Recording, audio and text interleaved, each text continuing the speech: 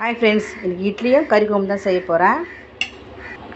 கறி குழம்பு தேவையான வெங்காயம், தக்காளி, இஞ்சி பூண்டு, கருவேப்பிலை, கொத்தமல்லி எடுத்து வச்சு ரெடியாக வச்சுருக்கேன். இப்போ தான் கறி வாங்க போயிருக்காங்க, அங்கே வந்தோடனே செய்ய போகிறேன். கட்டி நம்ம வெங்காயம் தக்காளிலாம் கட் பண்ணி வச்சுட்டு தாளிக்க ஆரம்பிச்சோன்னா கரெக்டாக இருக்கும். வந்தோடனே டக்குன்னு அரிஞ்சு போட்டு கழுவி செய்கிறதுக்கு. ஒரு வெங்காயம் ஒரு தக்காளி வந்து தாளிக்கிறதுக்கு, ஒரு வெங்காயம் ஒரு தக்காளி வந்து அரைச்சிக்கலாம். இந்த வெங்காய தக்காளி கூட கொஞ்சம் மிளகு, கொஞ்சம் சோம்பு, 4 கிராம்பு, சும்மா ஒரு துண்டு பட்டை, இதுதான் நல்லா மையம் அரைச்சி எடுத்துன்னு வந்தாச்சு. இப்போது தாளிக்கலாம். இன்றைக்கி டக்குன்னு வேலை முடியணுந்தால் தான் குக்கர் வச்சுருக்கேன். எண்ணெய் காஞ்சிச்சு, சோம்பு போட்டுக்கலாம். சோம்பு பொரிஞ்சோன்னா தாராளமாக கருவேப்பிலை போட்டுக்கலாம்.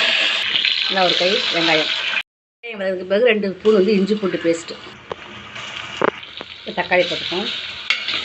நம்ம அரைச்சி விழுத போட்டுக்கலாம். வெங்காயம், தக்காளி, மிளகு, சோம்பு, பட்டை, லவங்கம் போட்டாச்சு.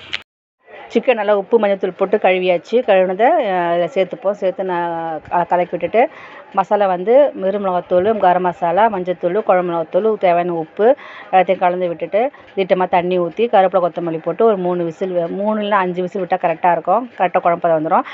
இட்லியும் வெந்துருச்சு. நம்ம ஹாட் பாக்ஸில் போட்டு வச்சாச்சு. கறி குழம்பு ரெடி ஆகிடுச்சு. சூப்பராக கொதிக்குது கறி குழம்பு. சுட சுட இட்லி, சுட சுட கறி குழம்பு செம்ம டேஸ்ட்டாக இருந்துச்சு. இந்த வீடியோ உங்களுக்கு பிடிச்சிருந்தால் லைக் பண்ணுங்கள், சப்ஸ்கிரைப் பண்ணுங்கள். தேங்க்யூ.